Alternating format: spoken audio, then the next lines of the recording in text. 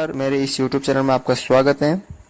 देखिए चैप्टर 4 दिमागी कसरत, उसका जो एग्जाम्पल है एक, आपको ये संख्या दे रखी है कि 9 से भाजकता की जांच करनी है। जो संख्या दे रखी है उसकी 9 से भाजकता, यानी ये संख्या जो है पूर्णतया 9 से विभाजित होती है या नहीं, यानी शेष पर क्या प्राप्त होना चाहिए, 0। तो हमने एक वीडियो बनाया था कि 9 से भाजकता, 3 से भाजकता, तो आप वो देख लीजिए वीडियो, तो आपको समझ में आ जाएगा। तो हम क्या करते हैं, ये जो संख्या दे रखी है, ये संख्या वापस हम करते हैं 31, 4, 8, 5, 6 और 9। हम किसी संख्या की अगर 9 से भाजकता का जांच करते हैं तो हम उस संख्या के जो अंक होते हैं सभी को हम जोड़ते हैं, तो अंकों का योग। तो देखिए 3 plus 1 plus 4 plus 8 plus 5 plus 6 plus 9, ठीक है।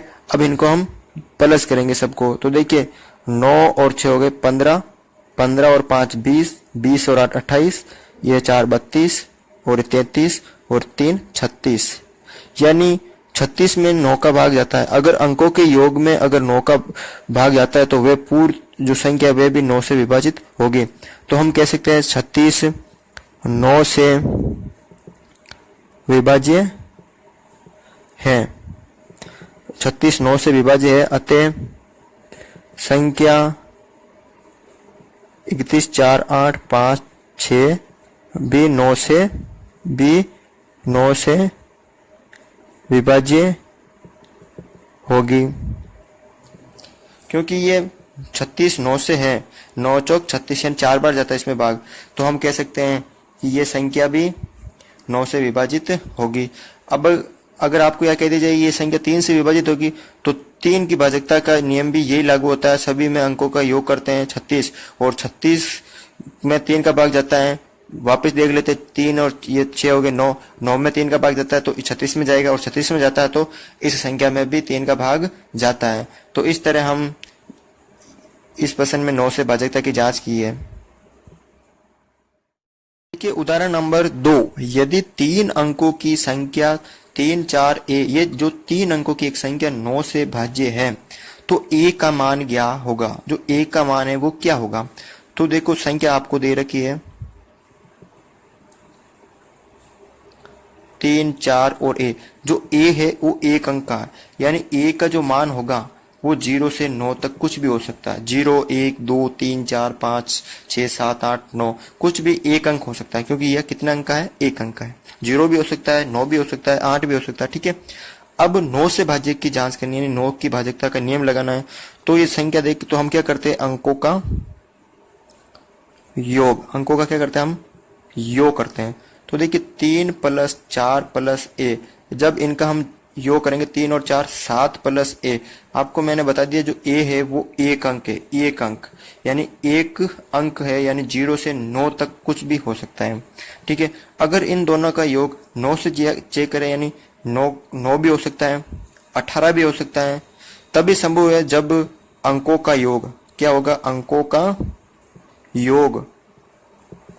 का योग क्या होगा, 9, 18, 27 होगा, तभी क्या होगा, 9 से वो संख्या विभाजित होगी, ठीक है। तो जो अंकों का योग है वो ये होगा, तभी हम कह सकते हैं कि वो 9 से, अंकों का योग 9, 18, 27 होगा, तो वे संख्या 9 से विभाजित होगी, ठीक है। अब हम देख लेते हैं यहाँ पर आपके सामने। अब क्या करते हैं हम, 3, 4 और ए, 3 प्लस 4 प्लस ए को जोड़ा तो 7 ए प्राप्त हुआ, 7 प्लस ए, ठीक है। अगर इन दोनों का योग देखिए आप यहाँ पर 7 प्लस ए, इसको मैं 9 के बराबर रखूंगा। मान लीजिए इन दोनों का योग 9 है, अगर मान लीजिए मैं 9 है तो ए का मान आ जाएगा, तो ए या 7 प्लस में तो इधर माइनस में, तो 9 माइनस 7 बराबर 2, यानी जो ए का मान क्या होगा, 2, ठीक है। हम और याद कर लेते हैं, इनको 18 के बराबर रख देते हैं। मान लीजिए इनका योग 18 होगा तो भी उसके अंदर 9 का भाग जाएगा, तो 7 प्लस ए बराबर कितना भी हो सकता है, 18 भी हो सकता है, ठीक है। देखिए तो a बराबर 18 में, अब देखिए ये 7 इधर प्लस के इधर माइनस के, तो ये देखिए तो कितना हुआ 11, यानी ए का मान कितना प्राप्त हुआ 11। लेकिन यहाँ कितने अंक का है 2 अंक का है, और मैंने आपको बताया था कि जो ए है वो कितने अंक का है 1 अंक का है। ठीक है, तो यहाँ जो ए का मान है ये तो हो ही नहीं सकता क्योंकि 2 अंक है, ये हो सकता है। तो अतः ए का मान कितना होगा, ए बराबर 2 होगा। एग्जाम्पल है 3, संख्या आपको दे रखी है, उसकी 11 से भाजकता की जांच करनी है। तो मैंने एक वीडियो बनाया है कि 11 की जो भाजकता है उसको हम किस प्रकार जांच करते हैं, तो वो आप एक बार देख लीजिए। तो देखिए ये संख्या दे रखी है 8 9 6 2 4 2 6। ये जो संख्या दे रखी है इसमें 11 से भाजकता की जांच करनी है, यानी 11 का भाग जब हम इस संख्या में देंगे तो शेष पर कितना प्राप्त होगा 0, यानी शेष पर 0 प्राप्त होगा, यानी इसका जो 11 का भाग है इस संख्या में पूरा जाता है। तो हमें इसकी भाजकता जांच करनी है। तो मैंने आपको वीडियो में बताया था कि 11 की भाजकता जांच करने के लिए आपको जो सम स्थान के अंक और विषम स्थान के अंकों का हमें अंतर ज्ञात करना होता है। अगर उनका अंतर का मान 0 या 11 प्राप्त हो जाए तो हम कह सकते हैं कि वे संख्या 11 से विभाजित होगी। तो देखिए इसके जो सम अंक के स्थान और विषम अंक के स्थानों का हम क्या करते हैं अंतर ज्ञात करते हैं। तो जो विषम अंक के स्थान ये 6 है, फिर ये 4 है, फिर ये 6 है और ये 8 है, और इसमें देखिए 2 है, ये 2 है और ये 9 है। ठीक है, अब हम क्या करते हैं इनका अंतर ज्ञात करते हैं। तो विषम अंक के जो स्थान के अंक है वो है 6 प्लस 4 प्लस 6 प्लस 8 और minus 2 plus 2 plus 9, 2 plus 2 plus 9। अब देखिए इसको हम टोटल करते हैं तो ये होंगे 10 और ये हो गया आपके पास 14। तो 10 और 14 हो गए 24 माइनस 9 और 2 कितना हो गए 11 और 2 13। और जब इसमें 24 में से 13 माइनस करूंगा तो कितने बचेंगे 11, जो कि 0 और 11 में दोनों में से कोई एक प्राप्त हो तो वो 11 से विभाजित होती है संख्या। तो हमें यहाँ क्या प्राप्त हुआ 11।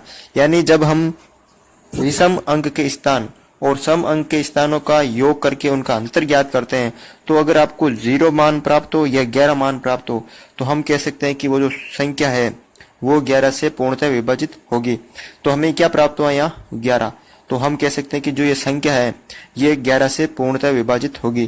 तो हमने इस प्रकार ये 11 से भाजकता की जांच की है, यानी ये जो संख्या है ये 11 से विभाज्य है। तो हम कह सकते हैं कि संख्या 8 9 6 2 4 2 6 11 से विभाज्य है।